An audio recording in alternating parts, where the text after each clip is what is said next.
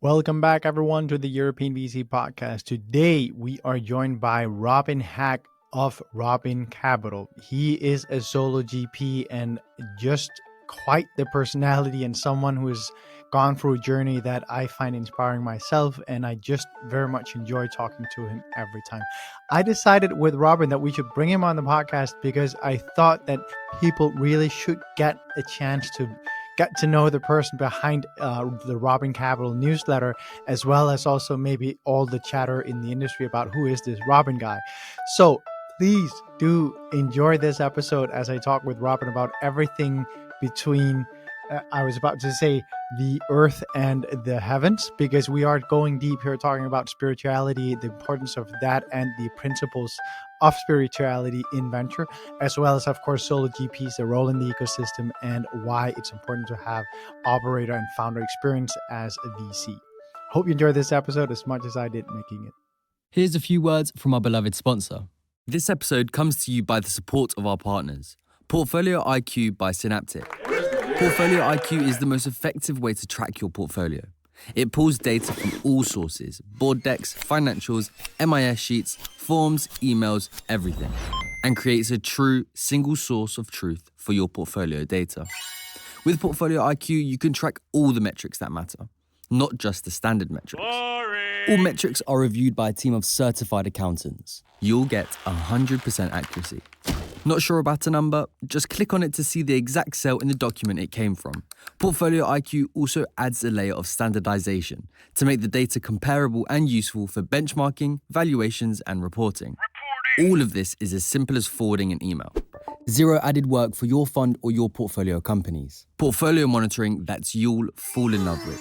Go to synaptic.com/portfolio IQ.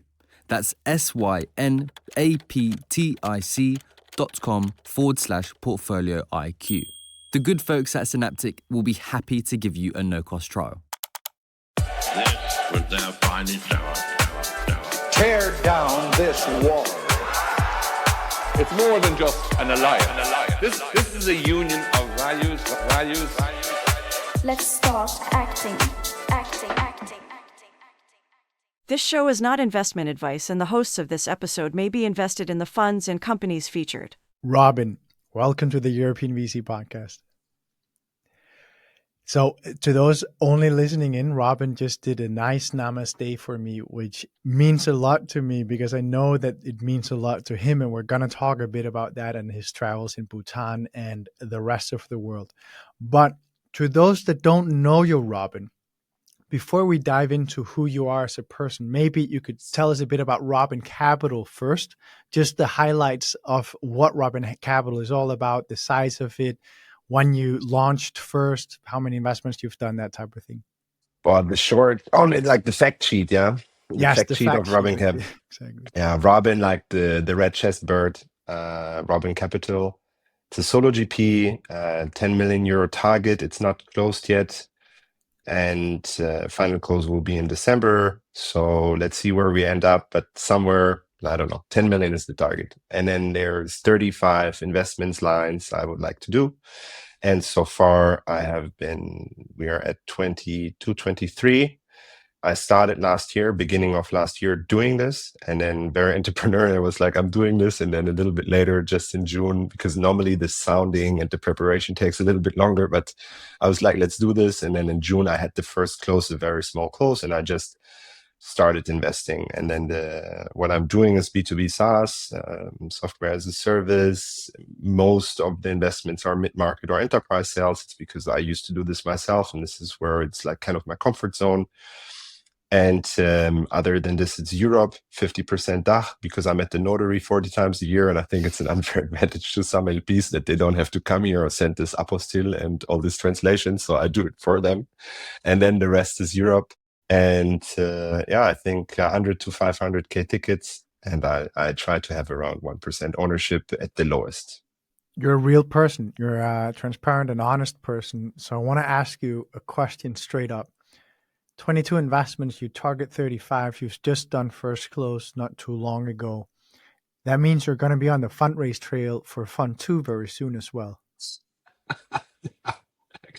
Trust me, when this fundraise is done, so today, actually I'm oversubscribed now, but I'm just super happy I made it to that point. Yeah. And when you will call me in February next year, and I will for once only be with the founders and not and only invest and not being in the fundraise mode for like a certain period of time, even people would be telling you, every GP will tell you that the best time to raise a fund is when you not raise a fund. You got to take But you time will off.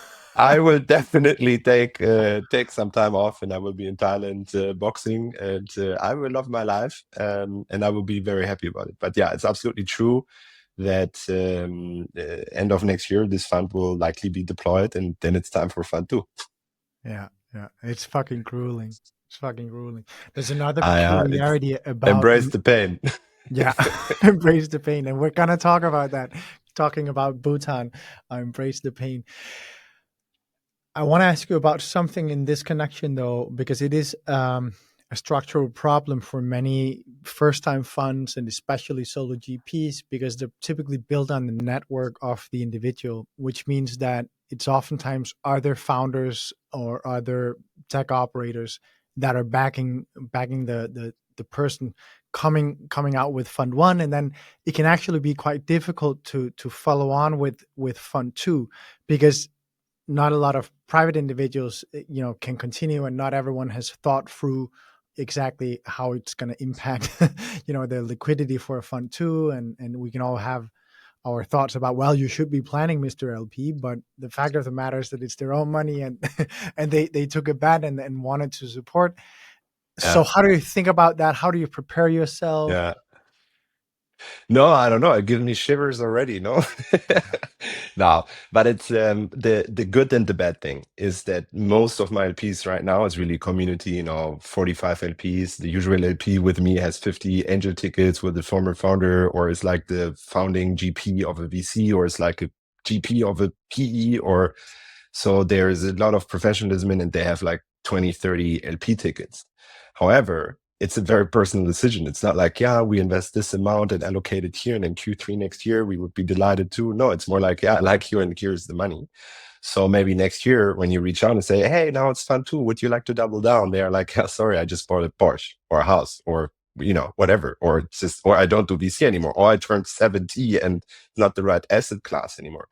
So I think most people, they professionalize over time, and then they start having more family offices, fund on funds, institutional investors, these kind of LP class in there. I need to see with the DNA of what we're trying to build here if it's a fit, right? It can be for me a family office or fund on fund if the person is a good personal fit and I'm with the principal, because we do co-investments and so on. And so for me, it's obviously something I want to professionalize. On the other hand, I try to stay small. Many people, they start building a firm and they become a solo GP because it's the start of their legacy becoming a big firm.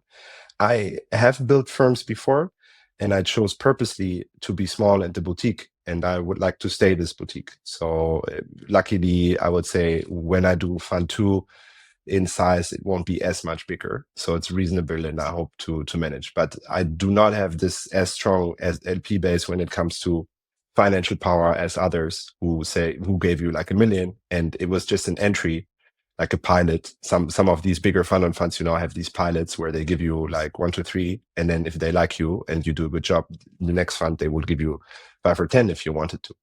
And this LPS I do not have. But again, the pros, it's a community now, and we have Christmas dinners and we have AGMs where we go to. So there's pros and cons. Yeah, there is. Now, and I wanted to ask it, of course, because we have so many that are on this trail and trying to figure it all out. Let's go from this into who Robin is as a person, because you gave me a great segue in that you said that you decided to make this a one-man shop, a solo GP, and you decided not to want to build a large firm. I'm very much the same, right? I think people that know me would say, well, Andreas is very clear about him building EUVC for himself, his family, and David and his family. And then, it serves that purpose, and it serves both in terms of, obviously creating personal wealth or family wealth, but it also serves the purpose of creating a life and a everyday working focus that I enjoy. And I don't enjoy managing. I've done that before. I had a marketing department and I did not enjoy much of that work. So that's why I'm not building that type of business again. So tell me a bit about yourself and that decision to go solo GP instead of building a firm, and what that says about yourself. I started in a corporate career at Axel Springer. I had a suit and a tie. I worked 100 hours a week. And I remember I wanted to invest in Get Your Guide, and I went to the board and they didn't allow it. And I wanted to invest in Lieferando, now Takeaway IPO, and they didn't allow it. And every single time it's like, this is not EBITDA positive. This is not what we do here. And when they came an opportunity to do early stage, no one wanted to do it. It was Axel Springer Plug and Play, an accelerator, and no one wanted to do it because it was very new. And then I was, again, the guy was like, I would like to do it. And then I had the chance to work there, and I absolutely loved it. It was my dream job. I'm telling you, we went there, we built the kitchen ourselves. We got this, we had low budget. We did it all ourselves, and we invested in these 104 companies in the first fund. I did like 6 batches, 50 companies. And I absolutely loved being with the founders every day. But I had a little bit an imposter syndrome because I was telling these guys what to do and I've never done it myself. And then the opportunity came up to do it myself. However, even being a founder after, I loved what I did there, working, the community, the events, the mentor day, the demo days, all of this. I so much loved it. And then I became a founder for a long time. I learned what it means to sell it yourself, hire, to have all these learnings. And then I came back and then I became an investor. And you come to an age where you're like, do I want to be a founder again, or do I want to be now an investor? Because if you are an investor, you have to do it for the next 30 years, right? Mm-hmm. There's no way out, especially if you're a solo GP, you cannot go. Mm-hmm. So for me, it was clear when I became this investor that I really like it. And that helped me on the decision-making, that I could do this until I'm 80. Even once a week, I could be like, have you eaten your greens, my friend? Like, mm-hmm. How's your life? How's sanity? So I could check in even when I'm 80 once a week with some founders. So I could foresee this. And for that reason, and maybe also having achieved some things being a founder and being an investor later, this imposter syndrome went away. And it gave me the opportunity now to become what I always loved, this investor again. And now to be at service and to give back, because I feel, having been in the trenches myself, I'm good with the founders, and having been an institutional investor, it helps me a little bit on say no and so on, and have a certain structure. Because without this experience too, I had luckily both. It helps me to have also clear on decision making and how to structure things and deals. And now I want to go to actually a bit the origins of why we decided to do this podcast together, because we had a conversation where I was just coming back from our deep work retreat that we'd done with Fred Destin and Mike Reiner and a beautiful coach, that Rupta. Incredibly powerful, and like I was enthused with energy and how it has had truly transformed a lot of things in my life and how I think about things. I think my wife is happy that I went. And I then, somehow, you said some things. You've said some things here as well that some might recognize as wordings from this more spiritual side, like embrace the brain and so on. And we connected around that. And you said, well, and I asked you, Robin, are you into this work? And you said, yeah, Andreas, I've been 1.5 years traveling the world. I've bought a coffee shop in Bhutan. I've fought Muay Thai in Thailand. I've done a fair bit of work.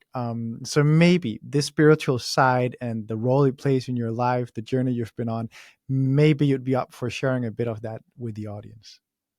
Sure. And by the way, I'm happy you went to this place, because it's my friend's place, yes, right? Exactly. The farm, Right. Bernhard. And it came by the recommendation, I think, to Mike Reiner, who then because I think the place itself with the mountains and everything, and so rooted. And the guy, Bernhard, is one of the best designers in the world, and then he's from Austria, and he left, and this was a farm with cows and chickens, and this is how he grew up. And he had to drive, like 40 minutes every day to school somewhere. Like the bus comes like twice a day. And imagine going from there out of nowhere in Carinthia in Austria, and then making it to be one of the best designers in the world, doing Formula One, doing Porsche, doing all of these things. And then you're in Berlin and flying around the world from Peru to Tokyo to people, and then saying, you know what? I go back to this farm. And then he takes this farm. And when I was there, I hold a speech and I was even touching the stones and I said, these stones have seen so much over hundreds of years. And now he's back there and he's making it home again. And when his grandfather died, he said, I will inherit it to you and you can do whatever you want with it, but don't sell it. It has to stay. So he did it and he made this event space and is working from there and giving people an opportunity to connect there, I think, with nature and earth and so on. And I think that's beautiful. So I'm happy you were there. It's an incredible space. I came back thinking, multiple things. One, like just prompted by the space. One was definitely Austria is on my list of places I should go more often with my family as well. Incredibly beautiful. The individuals, Bernhard and his wife, Katja, is that her name? Kati, yes. Incredibly kind people, and just building a space there that is incredible for anyone that wants to do events that are remote, that just, where the place is in service of of what you want to do there, where you really truly connect. You did your own AGM there, which also had, like, because it was so beautiful, which the spaces had a weird individual on LinkedIn go crazy about, solo GPs throwing money at events. The guy doesn't know that it's sponsored and done between friends. So, egg on his face, I guess. It's good that he gave, it's true. He gave me his home for free. We worked together for 13 years. But I think this is what you said earlier on network and relationships. When you think in lifetime relationships, then, it's always, it's like this karma where things come and go. Zaid Amidi, when I did Axel Springer Plug and Play, he was my 50% shareholder. He's the founder of Plug and Play, right? Very successful investor, 4,000 investments. He taught me this kind of, he has this, like, everybody with him is family. He always makes these dinners. He always takes care of you. He cares a lot about you and your family. And it's more like a Sicilian mafia way of working together. He's Persian, but it's a very cozy atmosphere where their life as work and family life, and it all comes together, and it's always a lifetime. And I love to work like this and check in. You're completely right. And I think that how bad it might sound, venture is a super long-term game. It's so network driven that, you can almost find inspiration in the models of the mafia or the models of anything that is rooted in trust and individual born cultures and like, because everything happens between individuals here. So I do think that a less terrible way of putting it, not including the mafia, but the rules of karma and the rules of, there's a reason why we invoke these words when we talk about venture, of everything comes back and paid forward and all those things. And I do think that there's something we can learn a lot from that. And that is also why I think that events that are built to really foster long-term connections, we ourselves have said we're going to do much, much less tech events, no more tech conferences. I was literally on my way into this call. I was in a call with Ben Sanders, a polar explorer, and also another guy who we're also going to do trips with. He's an ex-special forces guy, and we're gonna pull out 10, 12 people that really need to know each other, because we have all spoken to everyone in the industry with, for 10 minutes, shaking their hand and had high, loud house music playing on top of it. So you didn't really get shit out of it, right?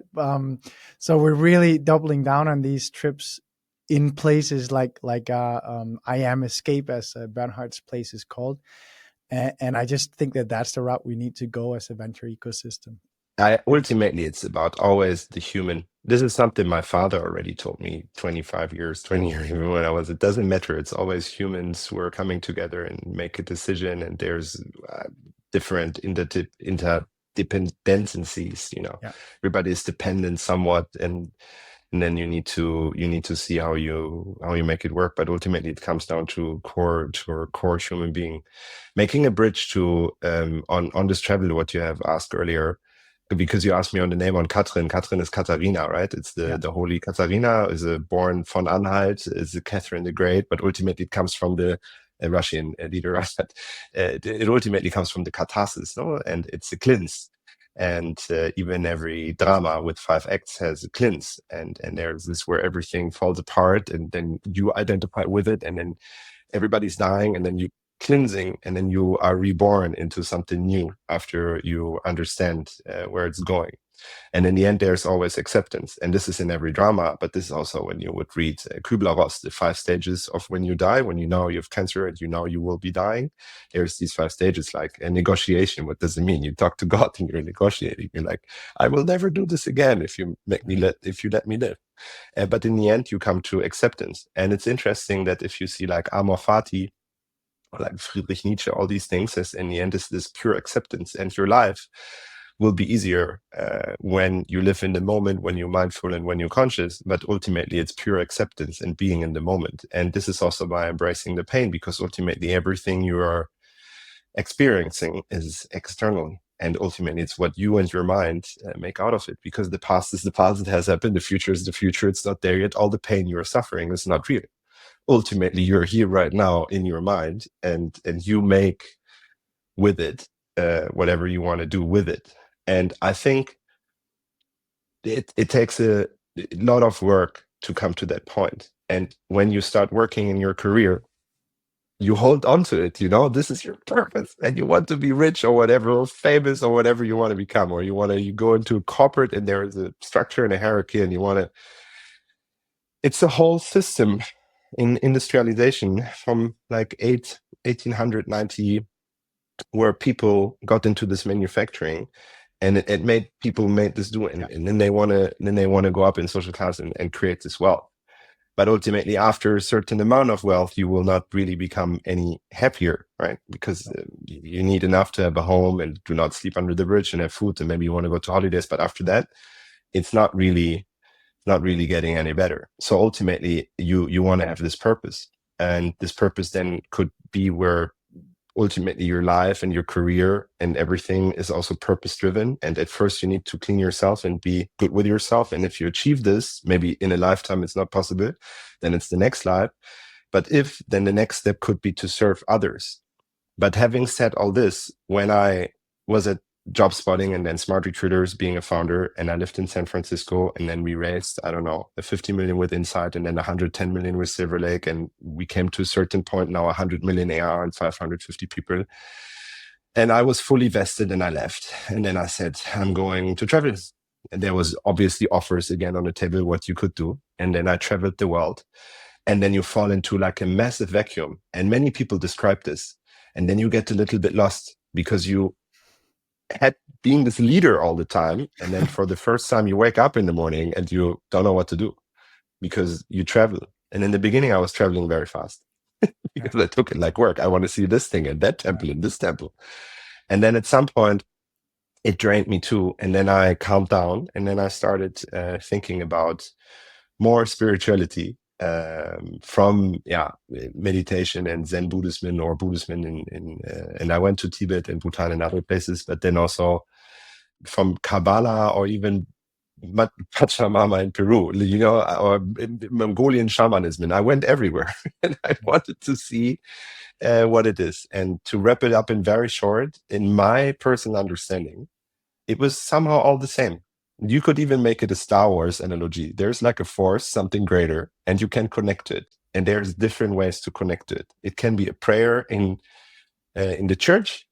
It can be with Pachamama in Peru. It can also be through meditation. There's different ways of connecting. It can be chanting and singing and having certain vibrations. And all these different ways guide you to the ether, universe, or God, or whatsoever. And when you do this, it will help you to find your core. And I make one last quote.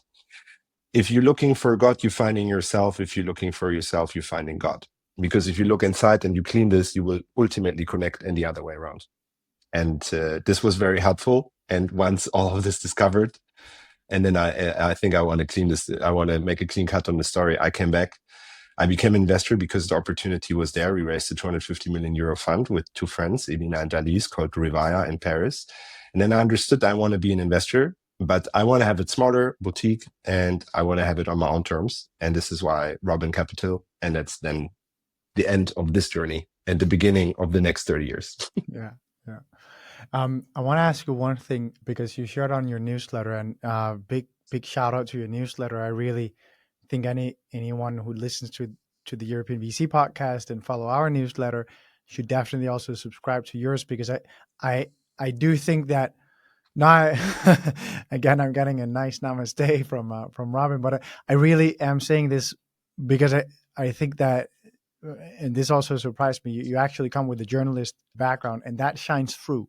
It's not just another, wrap up on kind of how the fund is doing and the investments you've done. That's there as well, but you put real work into featuring friends in the ecosystem, other people in the ecosystem that are maybe not friends yet, but that you aspire to be like or want to do more with. I just think it's an incredibly well written newsletter, and there's not a lot of people putting a lot of love into their writing. So I want to credit that and advise everyone to subscribe. But what I wanted to ask you was, you had a story about a coffee shop guy, and maybe you could, and you can give it much more credit and love than referring to him as a coffee shop guy, because he became a close friend of yours. But I'd love to ask you, so the story ends with him, having to fold on the coffee shop because of COVID. And then you were trying to see if someone could help him get on with his new business, which was more travel oriented. Can you tell me, where did that journey end for him? Does he now have the funding that he needs, or is he still looking for a bit of an assistance from someone in our audience potentially? And maybe first on the newsletter, just thank you for supporting this. I think because we were on a solo GP retreat like a week ago, and people were asking about marketing or whatsoever and what to do. And my advice there was, you need to find something that you love doing. Otherwise, it makes no sense. If you start doing things for marketing reasons, but it's not what you're passionate about. And for me, I like writing, of course, and I studied theology and philosophy and politics at the time being. I thought I will end up poor and alone for studying this, but now it's kind of helpful. However, the reason why I'm doing it is because I truly love human beings. I'm so curious because yes, you can be another VC and raise another billion, whatever. I don't care, but it's interesting. What was the background about it, from childhood to some passions, to some stories, to even me going to a bar, having like a beer, and then talking to a person at 2 a.m. in the morning who tells me he was on a ship for 30 years. It's fascinating. And I love to hear these stories because they are always unique. They are always part of their DNA and heart. It's almost like your fingerprint, right? It's your story, and no one can have this story because it's your story. And I love picturing this, and this is where these newsletters come from. So thank you for saying this. On Bhutan, I was traveling. I thought Himalaya is cool, so I want to see these different places. I went to Bhutan. I had a guide. We spent 3 weeks together. We went to a lot of temples. We were meditating. We were praying and we were meditating, and I learned a lot. I think I asked him like 50 questions a day. Like, if you die, how long does it take until you realize that you're dead? And there's these 6 thingies in the wheel of life where there's also semi-ghosts, and there's animals and there's humans, and how do you know, and who is evaluating? And I had so many questions on the path of enlightenment and with the 3 poisons of Buddhism. Why is it the dove and the pig and the snake symbolizing exactly this? And I couldn't stop. So you become really good friends. And you're in the car all the time because the king of Bhutan decided that it's good for you and mindful to drive the car for hours instead of taking a tunnel. So they don't have tunnel. They are also they are, I think, the most climate and friendly country in the world. And the king all makes it possible because he says, good for you. We just want to be happy. We don't need to be more modern. when you spend so much time, we became friends. And then we walked up Tiger's Nest. It's this monastery that's in the mountain. You may have seen or not. It's very beautiful, and it's kind of the highlight of the whole trip. And we went up there, and I was a little bit sick that day, and we arrived on top, and I wanted to go down again. So it was beautiful. We went down, and I think it's a snail or a snake path or but it's very narrow. And then we were walking halfway back, and then they were like, and like super big thingy, and like everything is closing down. So they closed on top, and they closed. You couldn't walk the trail anymore. And on this trail was only me, because everybody was already on the monastery and not being back yet. And there was the last person coming up, the whole royal family, including the Lama, including all spiritual persons of Bhutan. And then the military, some people come, the bodyguards, everybody is like, it's me. And then the queen mother, so the mother of the king, and the whole family was there, is front row, is the front person. She's like, "Hey, how are you?" In perfect English. I'm like, "I'm good. I'm Robin. How are you?" It's like super inappropriate. Okay, I'm also bowing. Yeah. Then I'm bowing for a long time, and my guide is like, literally this. So it's not bow like this. It's like, Yeah. you can't see. He's all the way Face down is with his all face the way down. between His his legs face is almost. very close to the ground. And I talked to her, and she was very friendly. And then I told her that he went the snowman trek 5 times, which is one of the hardest treks to do in the world. And it takes 30 days, and it's through the mountains of the Himalaya. And he saved 5 people's life. He actually did. They're hallucinating, and then they put a tent on these people, and then he put them on the back with his tent, and then they run down, and then they call a helicopter on the next thing, and then they fly these people out. And he saved literally some people's life. And I told her, and then she said, "I want to shake his hand." So she shook his hand. And for him, for like 2 days, this was the most important thing that ever happened to him in his life. Imagine, I don't know, your king and your queen mother is shaking your hand and is congratulating you. And we became even bigger friends. So during the time, I asked him, "What's your dream?" And to wrap this now up, he said, in all of Bhutan, there's no like American coffee shop with like these machines, and he would love to build this. And then I said, "Look, I will make it happen." And then I made it a present to him. So he wrote me a business plan. He rented a place in Thimphu on the second side road to the main road, on the parallel street. And then I wired the money, and we talked every day, and my designers made a design for him. And and then we had a coffee shop there, and he had music and so on. And then COVID hit. And then for 2 years, I was financing it. I think, don't get me wrong, right? It's like 10,000 euros, so manageable. Still, of course, a lot of money, but manageable. And then, ultimately we decided we cannot survive anymore, because in Bhutan, especially, no one was coming, because they really were suffering. And then he stopped doing this. I wrote the blog post some years later, and he went back into travel business where he came from. But for even then, the year after, it was really hard for him, because there was not much travel. And now I think it's up again. He now has a wife and a kid, and has a family. And he went back to basically it's a tribe, like 15 hours. They always hitchhike, and then they hitchhike for 5 days to come where they live. And then he arrived there, and then he started a family, and now he's back into traveling business. And he just congratulated me for 1 year anniversary. And I think it would be beautiful if anybody goes to Bhutan and hearing this. I'm happy to make a connection to my friend Rinzin, so they could meet him in person. Yeah, absolutely. Beautiful. I do hope that one day we'll do a trip to Bhutan as well. And then for sure from EUVC, you'll have someone asking for an introduction. Incredible story. I love it so much.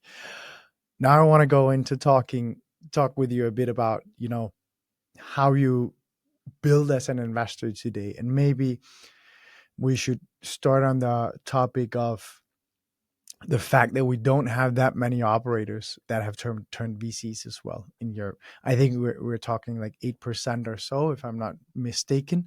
I think that's the number that I see quoted by solo GPs that are operators. So maybe you'd give me a bit of your take on kind of what you see that allowing you to do, how you see it resonate with founders, how you see it maybe being an important addition to our ecosystem versus the more financial investors?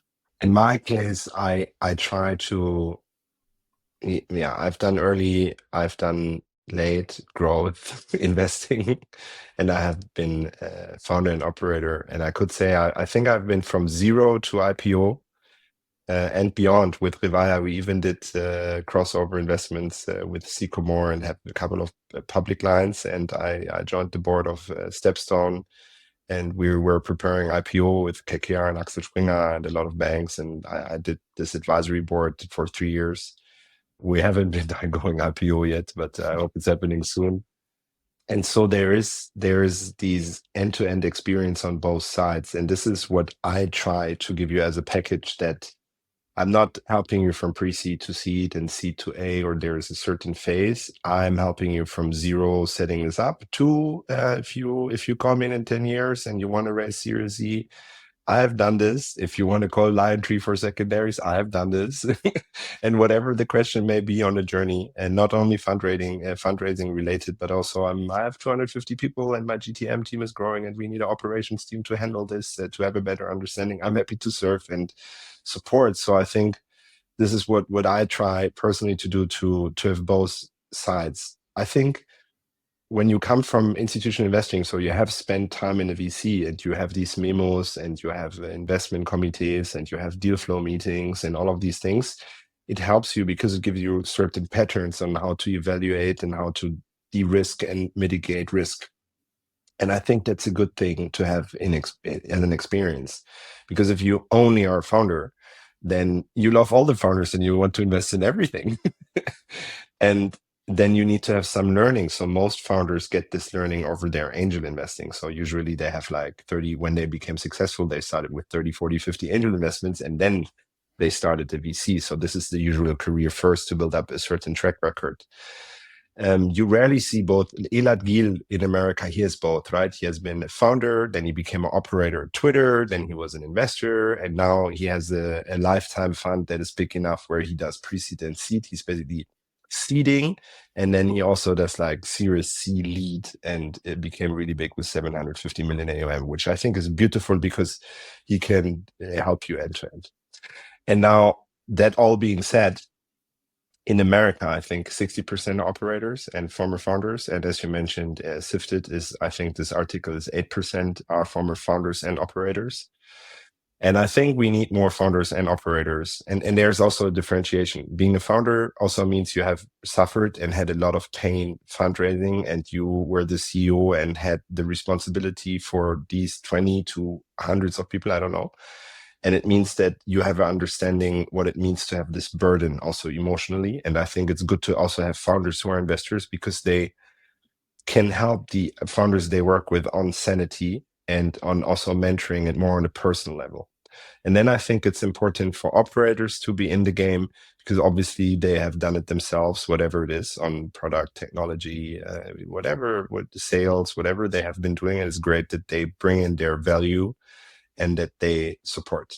And then, of course, it's good if you have investors in there, because many of them learned how to do networks and how to sell you to the next person and to the other VC friends, where they know each other from the board seats, and they have their networks, and then they bring one to another, and maybe they have platform teams, and there's different ways then to create value. So there is no right or wrong or better or less better, but ultimately I think just the ratio in Europe versus America.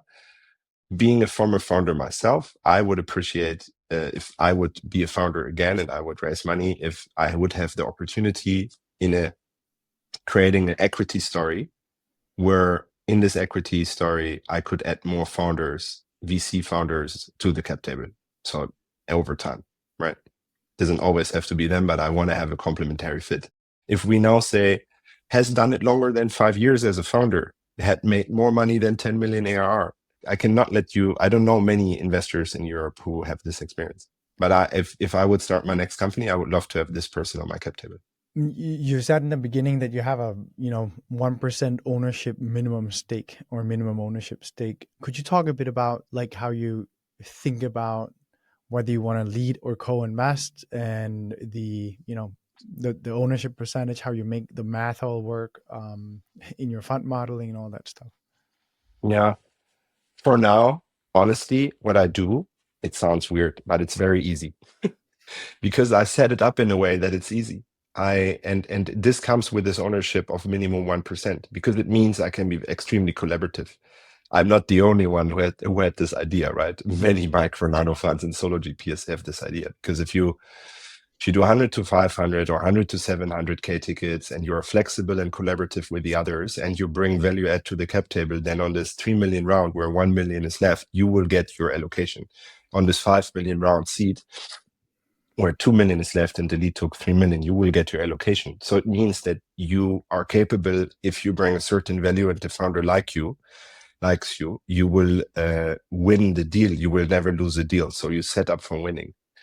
But it also means that you're kept on AUM on your fund. So this fund model I'm describing, I think, works until 30 million with 35 to 49s. Why am I saying this? Because I think if your allocation goes above 250K, the negotiation starts, right? Because we have 1 million left. It's fully oversubscribed.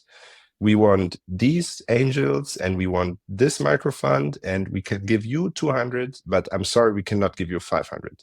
So if you go above 30 million, you cannot run this fund model anymore. So then you can rather do more lines like Yellow from the former global founder.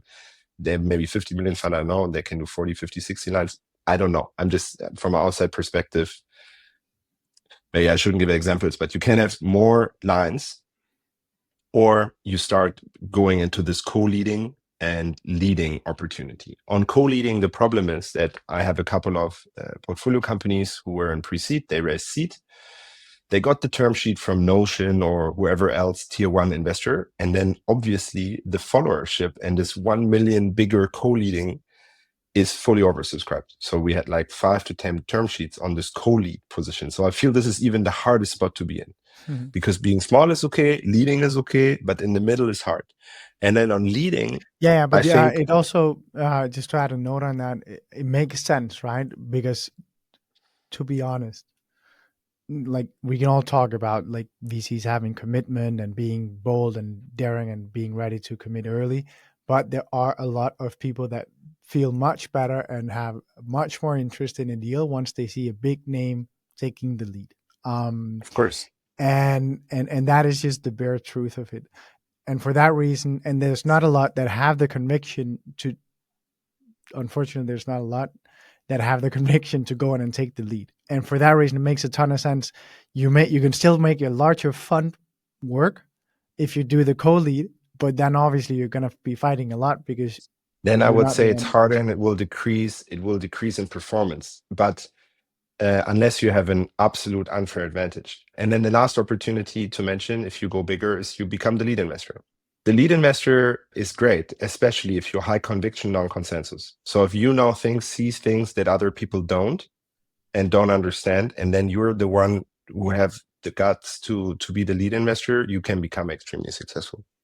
And then the alternative is you go head to head against Sequoia and you will win. And Elad Gil does this. Right, so he's winning lead investing as a solo GP against the biggest brands in the world. Impressive.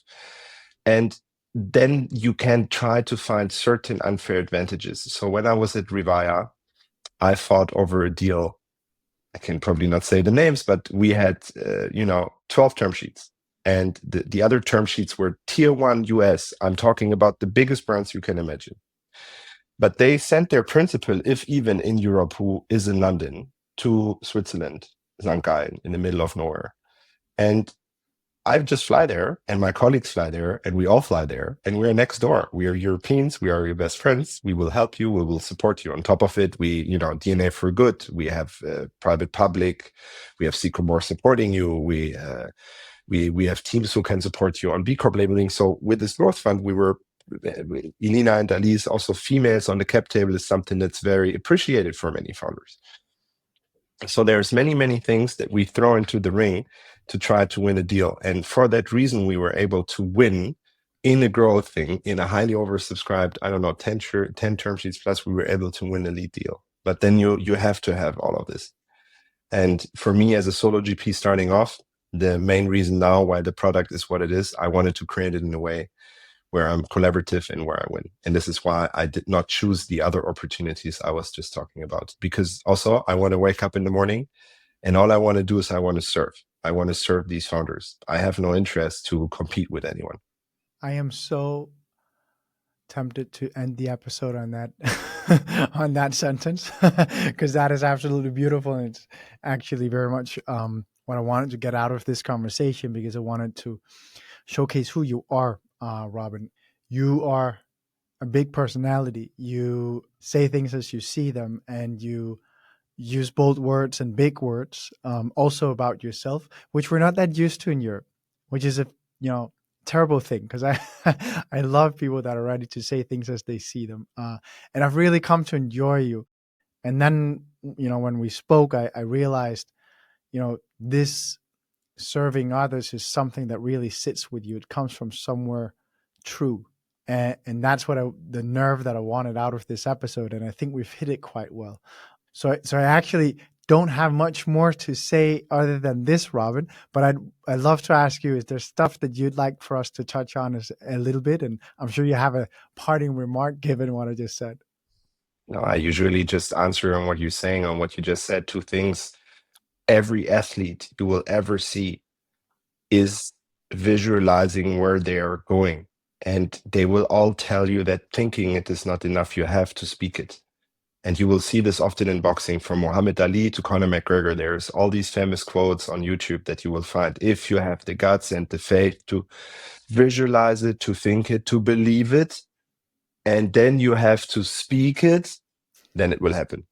So I think you have to have certain belief in yourself. And I want this for the founders. And I do it for myself. And I'm saying I want to be good at what I'm doing, and I have this ambition. And maybe some people do not like it or whatsoever, but I ultimately, you need to be rooted in what you do. You need to speak the truth. It's important. And when you are rooted and you speak the truth and you walk the walk and you talk, and then you continuously doing what you have been saying you will be doing, then over time it will change. And then I believe there will be success over time. And then things are adjusting to it. And it's maybe just hard in the beginning because you're different. And I'm a little bit different than other people in VC. And I think it's okay for now, but I hope over time it will be maybe appreciated. And and the other thing is really just serving. And serving, in my case, probably because I've been there myself, I have been unhappy when I have been raising money many years ago. There have not been many VCs when I raised money, and it was not the most pleasant conversations when I was a founder. It was often they were not prepared. They didn't understand the market. They were not visionaries, didn't understand the market or whatsoever. Thousands of reasonings. And so I tried to do better, but mostly also on this human layer, much more than any spreadsheet, which is, I want to be the person I needed most in my darkest times.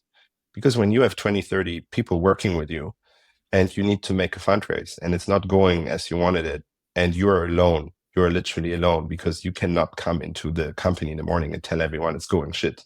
The company has to run. So you have to smile. You have to wear this mask. And then you need someone to talk to. And the only persons who you can talk to is usually the other CEOs, the other founders who are good friends of yours that you can exchange. And rarely someone on your cap table, because they start having fear too. So I want to be that person that you can call in the night and saying, Robin, I don't know, my wife is leaving me. Things are not going really well and I don't know what to do. And then I'm there. And I feel literally this is what I was born to do and the purpose of it.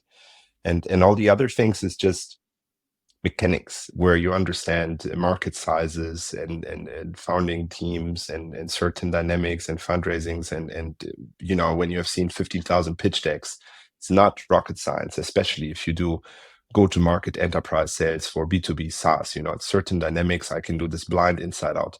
But then there is this component that is human. And there I want to serve. And if I can make their life a little bit better, I'm happy every day. Robin, thank you so much for joining me for this episode and being true and being who you are. I think you are a treasure for the ecosystem. Thank you so much. Thank you so much. Here's a few words from our beloved sponsor. This episode comes to you by the support of our partners. Portfolio IQ by Synaptic. Portfolio IQ is the most effective way to track your portfolio. It pulls data from all sources, board decks, financials, MIS sheets, forms, emails, everything, and creates a true single source of truth for your portfolio data. With Portfolio IQ, you can track all the metrics that matter, not just the standard metrics. All metrics are reviewed by a team of certified accountants. You'll get 100% accuracy. Not sure about a number? Just click on it to see the exact cell in the document it came from. Portfolio IQ also adds a layer of standardization to make the data comparable and useful for benchmarking, valuations, and reporting. All of this is as simple as forwarding an email. Zero added work for your fund or your portfolio companies. Portfolio monitoring that you'll fall in love with. Go to synaptic.com/portfolio IQ. That's synaptic.com/portfolio IQ. The good folks at Synaptic will be happy to give you a no-cost trial. This was their finest hour. Tear down this wall. It's more than just an alliance. This is a union of values. Let's start acting.